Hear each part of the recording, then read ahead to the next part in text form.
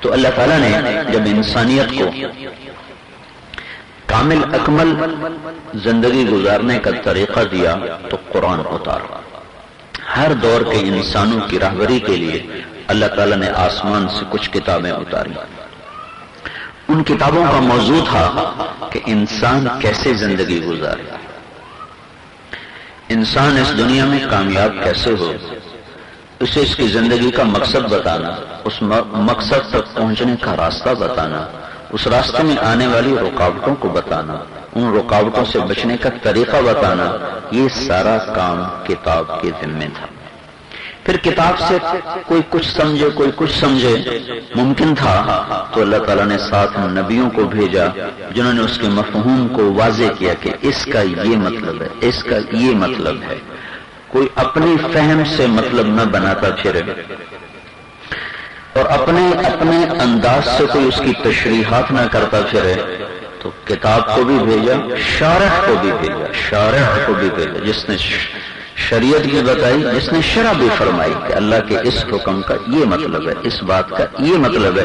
صرف کوئی عربی پڑھ کے قرآن نہ سمجھنا شروع کر دے کہ قرآن اے آخر ہے، قرآن اے آخر ہے۔ جیسے ایک فتنہ اٹھا انکار حدیث کا کہ بس قرآن سمجھو، جو اس میں لکھا خود سمجھو، خود سمجھنے کے لیے کیا کرو، اس کے لیے کیا ترتیب ہے، کیا اصول ہیں، کیا آداب ہیں، وہ کچھ بھی نہیں ہے، بس قرآن سمجھو۔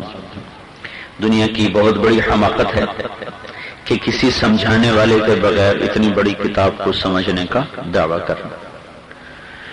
پینسل بھی ہاتھ میں پکڑنی ہو تو کسی کو استاد بنانا پڑتا ہے۔ زندگی کے مقصد تک پہنچانے والا علم صرف ترجموں کے ساتھ لوگ سمجھنا شروع کریں تو گمراہی کے غاروں میں چلے جائیں۔ تو اس لیے اللہ تعالیٰ نے کتاب کے ساتھ نبیوں کو بھیجا جنہوں نے اس کو واضح کیا۔ پھر جب اللہ نے اپنے آخری نبی محمد صلی اللہ تعالی علیہ وسلم کو دنیا میں بھیجا تو ان پر اللہ تعالیٰ نے ایسی کامل اکمل کتاب کو اتارا جس کی حفاظت کا خود وعدہ کر دیا۔ پہلی کتابوں کی حفاظت امتوں کے ذمے کی، وہ ان سے نہ ہو سکی۔ ہم بھی اس کو ضائع کر چکے ہوتے اگر اللہ خود اس کی حفاظت کا ذمہ نہ اٹھاتا کہ انا لہ لحافظون، میں خود اس کی حفاظت کروں گا، اس میں تمہیں پریشانی کی کوئی بات نہیں، اسے بدل کوئی نہیں سکتا، اس میں کوئی کمی زیادتی نہیں کر سکتا۔ جب اللہ نے اس کو اٹھانا ہوگا تو ایک رات سوئیں گے، صبح اٹھیں گے تو قرآن کا ایک حرف بھی کاغذ پر موجود نہیں ہوگا۔ ایک رات میں سارے قرآن کے حرف اللہ تعالیٰ مٹا دے، بدل نہیں کر سکتا، تبدیل کر دیا، یہ ناممکن ہے۔ اٹھایا جائے گا، بدل کوئی نہیں سکتا اس کو۔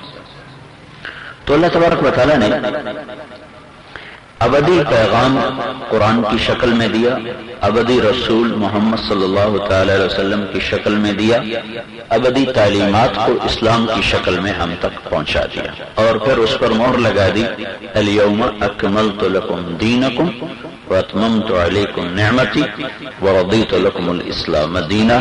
میں نے تمہارے لیے اس کو مکمل بھی کر دیا ہے، کامل بھی کر دیا ہے، تمام بھی کر دیا ہے، اور اس کا نام اسلام رکھا ہے۔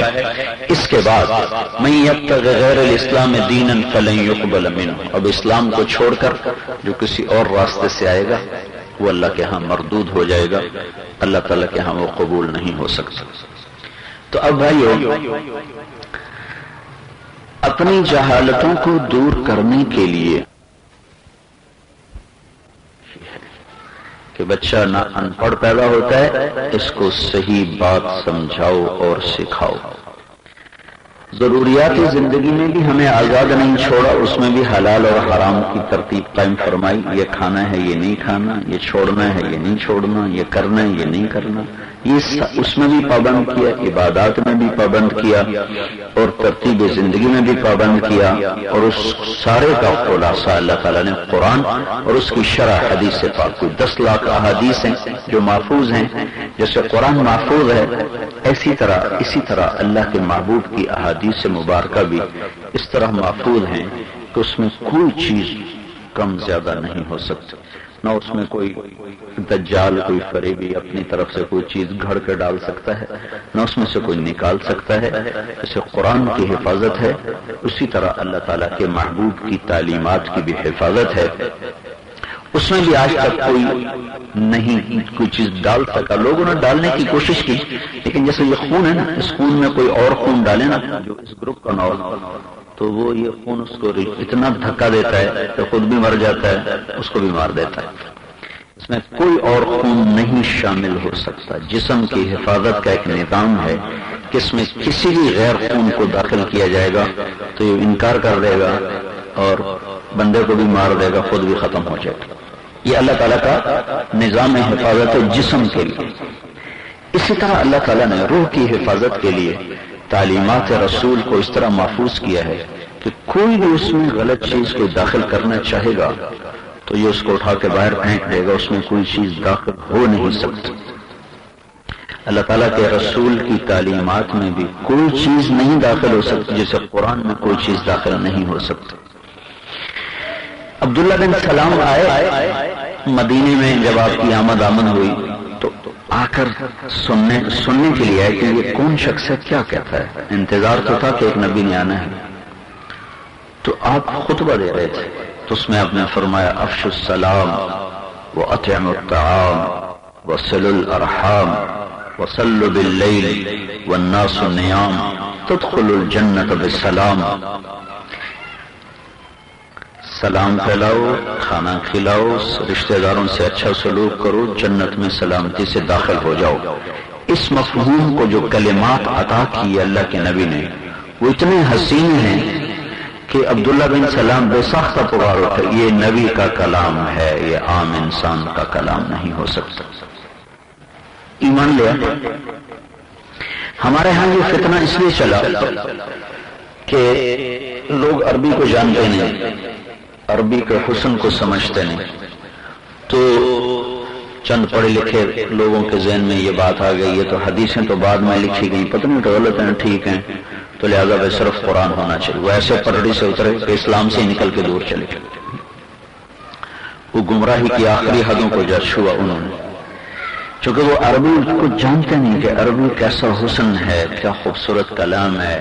کوئی ہے جو اللہ کے نبی جیسا کلام بنا سکتا ہو اور اس میں ڈال کے، جیسے قرآن میں کوئی اور کلام ڈالو گے تو صاف نظر آئے. اللہ کے محبوب کے کلام میں کوئی بھی کلام ڈال دیا جائے صاف نظر آئے. کالے اور سفید کو رکھ یہ سبز تسبیح اور سفید کپڑا نظر نہیں آ رہا ہے. ان دونوں میں فرق ان آنکھوں سے نظر آ رہا ہے. جن کو اللہ فراست کی آنکھ دی ہوئی ہے وہ ایک نظر سے بتاتے ہیں یہ جھوٹا کلام ہے، یہ سچا کلام ہے. اور ایک عبدالعزیز دباغ رحمۃ اللہ علیہ بالکل چٹے ان پڑھ، تو قرآن پڑھتا ہے تو کہتا ہے یہ قرآن پڑھ رہا ہے. کوئی حدیث قدسی بیان کرتا ہے تو کہتے ہیں یہ حدیث قدسی، کوئی حدیث بیان کرتا ہے تو کہتے ہیں یہ حدیث ہے، اور کوئی من گڑت حدیث کہتا ہے تو کہتے ہیں یہ جھوٹ بول رہا ہے. تو کہتے ہیں حضرت آپ کو کیسے پتہ چل جاتا ہے، آپ تو ان پڑھ ہیں. کہیں گے جب قرآن پڑھتے ہیں تو اس کا نور اور ہے جو منہ سے نکلتا ہے نظر آتا ہے. جب حدیث قدسی کہتے ہیں تو اس کا نور اور ہے جو نظر آتا ہے. جب حدیث پاک پڑھتے ہیں تو اس کا نور اور ہے جو نظر آتا ہے. جب یہ جھوٹی بات ڈالتے ہیں تو اس کی ظلمت ہے جو نظر آتی ہے، سیاہی ہے جو نظر آتی ہے. یہ اللہ کا نظام حفاظت ہے اپنے محبوب کے کلام کے لیے اور قرآن کے لیے. اللہ تعالیٰ نے سینوں کو مسخر کر دیا. اتنی بڑی کتاب بن سمجھے سینوں میں اتر جاتی ہے. یہ واحد دنیا کی کتاب ہے جس کو یاد کرنے والے لاکھوں، یاد کرانے والے لاکھوں، اور ماں باپ کو فکر چڑھی ہوئی ہے کہ ہمارے بچے حافظ ہو جائیں. بچوں کو شوق چڑھا ہوا ہے میں حافظ ہو جاؤں. یاد کرانے والوں کو شوق ہے کہ یہ یاد کر لیں. یہ اللہ تعالیٰ کا اپنا ایک بنایا ہوا نظام ہے تاکہ اس قرآن کے الفاظ ضائع نہ ہوں اور اس کی حفاظت رہے. پھر اس کو عرب نے بھی پڑھنا تھا، عجم نے بھی پڑھنا تھا، تو اللہ تعالیٰ نے کچھ لوگوں کو اس پہ لگا دیا جو ساری زندگی لگے رہے کہ حرف کا مخرج ہے. کیونکہ ہم تو حمزہ اور عین میں فرق نہیں کرتے، عجم سین اور صاد میں ہمارا کوئی فرق نہیں، تا اور قا میں کوئی فرق نہیں، فا اور سین میں کوئی فرق نہیں، لیکن عرب تو اس کا فرق رکھتے ہیں. ان کی فطری زبان ایسی ہے کہ ہر لفظ اپنے مخرج سے ادا ہوتا ہے. لیکن ہمارے لیے مشکل ہے کہ ہم حمزہ اور عین میں فرق رکھیں، پھر ان کی ترتیب کو قائم رکھیں. تو اللہ تعالیٰ نے کچھ لوگوں کو اس کا دیوانہ بنا دیا. خلیل بن احمد رحمۃ اللہ علیہ تھے، ان کی ساری زندگی اس میں گزر گئی. الف کہاں سے نکلتا ہے، با کہاں سے نکلتا ہے، تا کہاں سے نکلتا ہے، سین کیسے بولا جاتا ہے، صاد کیسے بولا جاتا ہے، ساری زندگی وہ بیٹھے یہی کرتے رہتے تھے، الف کے ساتھ اب پھر الف کے ساتھ ملاتے تا کو پھر دیکھتے یہ زبان کہاں جا کے لگی ہے، ہونٹ انہوں کیسے حرکت کی ہے، کہاں بند ہوئے ہیں، کہاں کھلے ہیں. ساری زندگی اس میں لگ کے انہوں نے عجم پہ احسان کیا کہ ہمیں حروف کے مخرج بتائے، جس کی وجہ سے آج ہمارے قاری بھی اسی طرح قرآن کو پڑھ رہے ہیں اور یاد کرا رہے ہیں جیسے ایک عرب کا بچہ پڑھتا ہے اور یاد کرتا ہے. اور وہ علم اس طرح ہماری طرف منتقل ہوا کہ تمام دنیا میں چلے جائیں قرآن کی ادائیگی کا ایک ہی طریقہ ہے جنہوں نے سیکھا. تو اللہ نے چند لوگوں کو اس کے لیے ایسا دیوانہ بنایا کہ انہوں نے زندگی میں ساری ضرورتیں اپنی قربان کر کے اسی کی تلاش میں لگے رہے کہ حروف کا مخرج کا یہ حرف کیسے ادا ہوتا ہے، یہ حرف کیسے ادا ہوتا ہے. پھر اس کے معانی کی تحقیق میں اللہ تعالیٰ نے لوگوں کو لگایا جو دیوانوں کی طرح اس کے پیچھے پھرتے رہے. اسماعیل رحمت اللہ علیہ اس میں بڑے، میں ایک ایک نام بتا رہا ہوں، اس کے پیچھے پوری تاریخ ہے، پورے افراد ہیں، ایک ایک نام. اسماعیل جو الفاظ کی تحقیق میں عرب کے قبائل میں جاتے تھے اور وہاں جا کے نا ان کے ساتھ رہنا شروع کر دیتے تھے، ان سے پوچھتے نہیں تھے اس لفظ کا کیا مطلب، بلکہ وہ ان کے ساتھ لگ کر انتظار کرتے کہ یہ اپنی فطرت میں بولیں. انسان جب اپنی فطرت پر بولتا ہے تو لفظ کو صحیح جگہ پر بولتا ہے، جب پوچھنے پہ بولتا ہے تو آگے پیچھے کر جاتا ہے، تکلف آ جاتا ہے. یہ اس لفظ کا کیا مطلب ہے تو تکلف آ جاتا ہے. جب اپنی خود بے ساختگی میں بولتا ہے تو اپنی جگہ پہ بولتا ہے. تو ایک دفعہ دمدمہ قرآن میں ایک دفعہ آیا تھا، دمدمہ علیہم ربہم. اس دمدمہ کا مطلب معلوم کرنے کے لیے یہ لفظ قلیل الاستعمال ہے. 6 مہینے ایک عرب قبیلے میں رہے، کوئی نہیں، کسی نے اس لفظ کو بولا ہی نہیں. 6 ماہ بیوی بچے گھر چھوڑ، بغداد جیسا خوبصورت شہر چھوڑ کر ایک صحرا میں عرب کے بدوؤں کے ساتھ 6 ماہ گزارے کہ کسی طرح یہ لفظ میرے کانوں میں پڑے کہ یہ کہاں بولتے ہیں. تو ایک دن 6 مہینے گزر چکے ہیں، ہانڈی چولہے پر ہے، بدو ساتھ بیٹھا ہوا ہے، یہ بھی بیٹھے ہوئے ہیں. ہانڈی میں ابال آیا تو بھاپ نے ڈھکن کو اٹھا کے پھینکا تو اس کی عورت باہر کام کر رہی تھی. تو بدو نے اندر سے نعرہ لگایا اس کو سنانے کے لیے، دم دمت.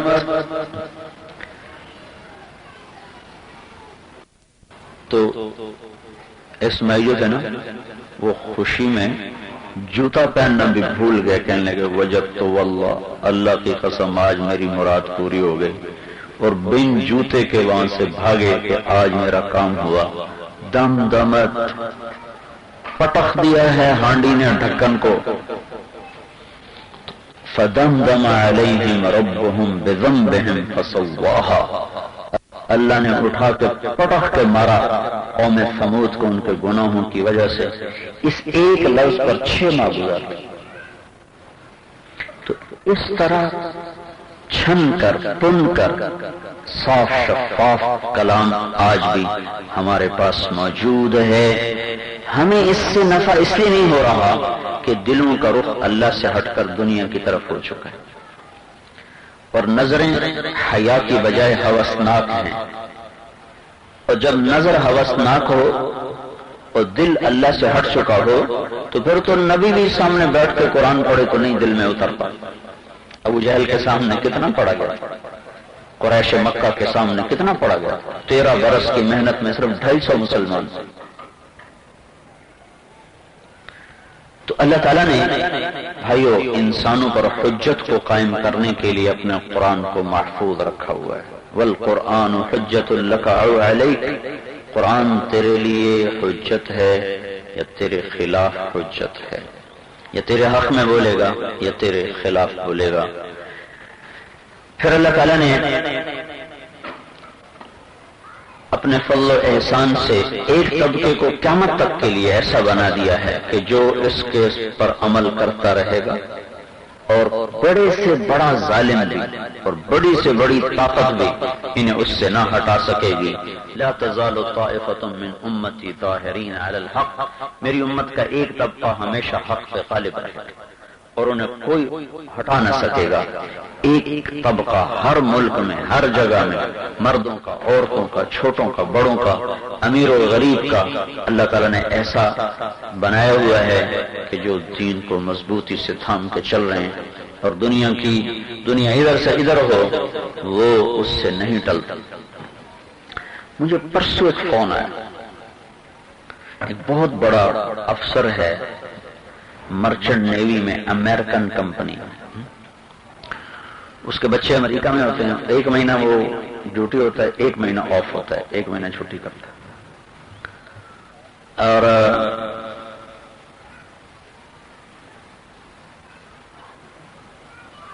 اس نے داڑھی رکھی، کچھ وہ تبلیغ میں لگا، داڑھی رکھی، تو کمپنی والوں نے اسے کہا کہ یہ کٹاؤ، اس لیے کہ ماسک پہننا پڑتا ہے، تو اس کی وجہ سے پھر وہ صحیح فٹ نہیں ہوتا، لہذا شیو کر۔ ایک طرف امریکہ کی رہائش ہے جس کو لوگ سہانے خواب دیکھتے ہیں کہ میرے بچے امریکہ میں پڑھے، میں امریکہ میں سیٹل ہو جاؤں، پھر اس کے پیچھے ڈالر کی شکل میں بے شمار دولت ہے، اور ایک طرف ایک اللہ کے محبوب کی سنت ہے۔ تو اس نے مجھے فون کیا کہ میرے ساتھ یہ ہو رہا ہے، مجھے لوگ کہتے ہیں شیو کرا دو، کوئی نہیں، اللہ بڑا غفور الرحیم، لیکن میرے من میں نہیں اتر رہی۔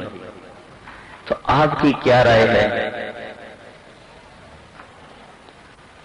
یہ ایمان ہے جو اندر بلوا رہا ہے، وہ امریکہ چھوڑنے کو تیار ہو چکا ہے، وہ بچے وہاں سے نکالنے کو تیار ہو چکا ہے، وہ اپنی روزی پر لات مارنے کو تیار ہو چکا ہے۔ وہ کہتا میں اب داڑھی نہیں کٹاؤں گا، چاہے میری نوکری چلی جائے، چاہے میرا امریکہ چھوٹ جائے، میرے بچے سڑک پہ آ جائیں، مجھے یہ منظور ہے، لیکن میں یہ کام نہیں کروں گا۔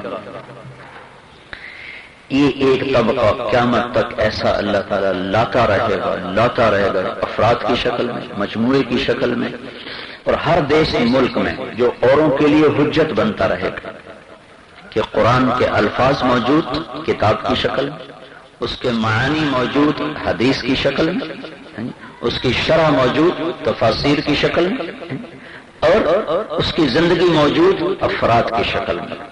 افراد ہیں، مرد ہیں، عورت ہیں، جن کی زندگی قرآن اور اللہ کے محبوب کی ترتیب پر گواہ ہے۔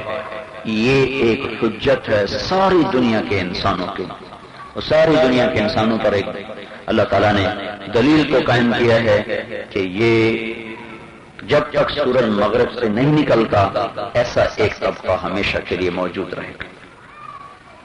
پھر قرآن ہمیں ہماری جہالت کو دور کر کے زندگی کا مقصد سمجھاتا ہے، وَمَا خَلَقْتُ الْجِنَّ وَالْإِنسَ إِلَّا لِيَعْبُدُونَ۔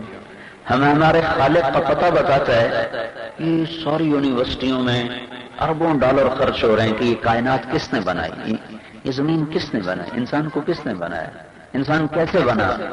یہ جواب تو سائنس کے پاس ہے، اور انسان کو کس نے بنایا یہ جواب ان کے پاس کوئی نہیں۔ پر اس سے بھی مشکل ہے کیوں بنایا ہے، اس کا بھی جواب کوئی۔